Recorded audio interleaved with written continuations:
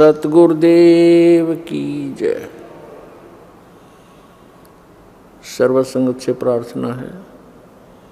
सत्संग प्रारंभ हो रहा है। कृपया सत्संग स्थल पर शांतिपूर्वक विराजमान होकर के श्रद्धा से सत्संग सुने।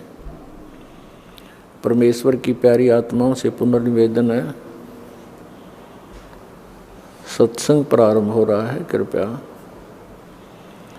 सत्संग स्थल पर शांतिपूर्वक विराजमान होकर के श्रद्धा से सत्संग सुने। और मुकुट पहने हैं राजा के समान सिंहासन पर विराजमान है वो परमात्मा। और वहां उसका एक रोमकूप में करोड़ सूर्य मिला दे, करोड़ चंद्रमा, ऐसी शोभा है उस बालक की।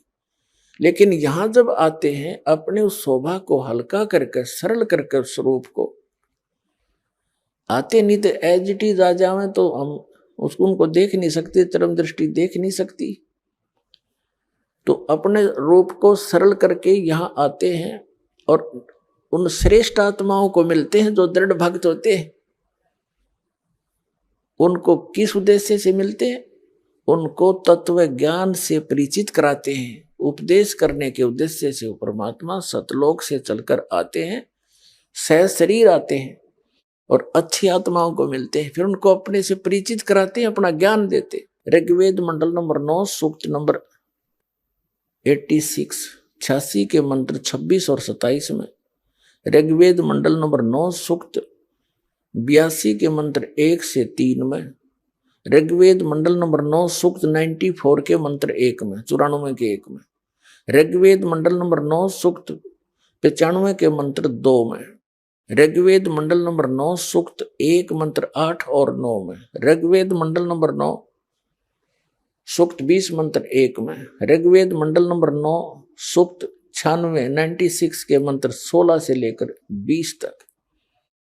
और भी अनेक स्थानों पर भरे पड़े हैं कबीर परमात्मा की महिमा से वेद। क्योंकि परमेश्वर ने धर्मदास साहिब जी से कहा था कि धर्मदास ये वेद मेरा भेद है, पर मैं ना मिलूं वेदन के माही, और जौन वेद से मैं मिलूं ये वेद जानते नहीं। ये चारों वेद मेरी महिमा का गुणगान करते हैं, लेकिन इस वेदों में वर्णित विधि से मेरी प्राप्ति नहीं हो सकती। मेरी प्राप्ति जिस वेद से होगी वो वेदों वर्णन नहीं है, वो वेद जानते नहीं। वो कौन सी है? जो गीता जी अध्याय नंबर 4 के श्लोक नंबर 32 में कहा है कि वो सच्चिदानंद घन ब्रह्म की वाणी में वो कंप्लीट ज्ञान है भगवान के पाने का, और सभी धार्मिक यज्ञों की यथार्थ जानकारी है। तो वो परमात्मा उस विधान अनुसार अच्छी आत्मा आदरणीय गरीबदास साहिब जी उस नेक आत्मा को मिले, सचखंड लेकर गए, सतलोक दिखाया, सब ब्रह्मांड दिखाए, जहां मालिक रहते हैं वो सतिथि दिखाई, वहां हंस कैसे रहते हैं, वहां कैसी सृष्टि है, वहां सदाबहार वृक्ष है, सुंदर सुंदर पहाड़ हीरे पन्नों से जड़े हुए, यहां तो पत्थरों के पहाड़, वहां हीरे पन्नों के जुहारातों के पहाड़ हैं, और किसी चीज का अभाव नहीं, वहां कोई पदार्थ खराब नहीं होता। जैसे गंगा जैसी दरिया, वहां पर अमृत सरोवर भरे पड़े। गंगा जो जल है, गंगा दरिया, ये जल वहां से आया सतलोक से।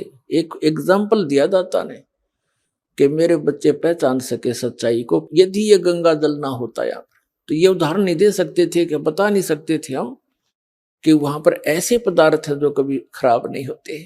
अरे यदि से खराब लोक में भी खराब ना होता गंगा का जल।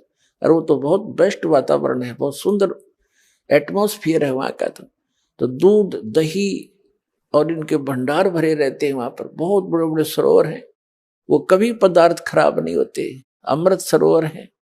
और सदाबहार वृक्ष से बहुत बड़े बड़े आपके मकान खाली पड़े जहां से तुम आए थे, ये सत कर मान लेना।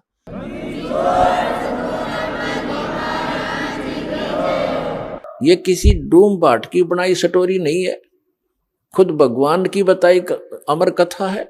और जिन महापुरुषों ने सचखंड और सतलोक को देखा और आंखों देखा वर्णन उन महापुरुषों ने किया, और ये दास पर जाकर रखी मालिक थे।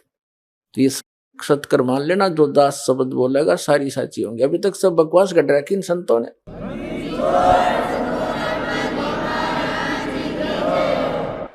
इन कबीर पंथियों को नहीं मालूम, अटपट मारते हैं। सतलोक में प्रकाश ही प्रकाश है, आत्मा जाकर मिल जाती है। एक आधा थोड़ी सी चतुरता दिखाता है कि उसमें बिंदु टाइप आत्मा मछली की तरह घूमती रहती है। वो प्रकाश ही सतलोक है, वही सतपुरुष है, वही सतनाम है। ये है वो नकली कति।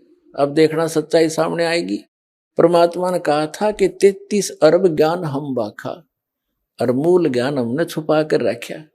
वो मूल ज्ञान ही दास को दिया है पुण्यात्माओं, अभी तक ही छुपा कर रखा था। और पूरे इतने मोटे मोटे कबीर सागर भी लिखा हुआ है, उसके अंदर भी भरा हुआ है।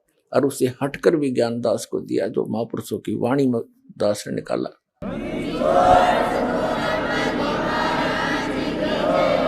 तो जो प्रसंग हम कर रहे थे कि बहुनाम जन्मानाम अंते ज्ञानवान माम प्रपद्ये वासुदेवम सर्वमिति स महात्मा सुदुर्लभ है।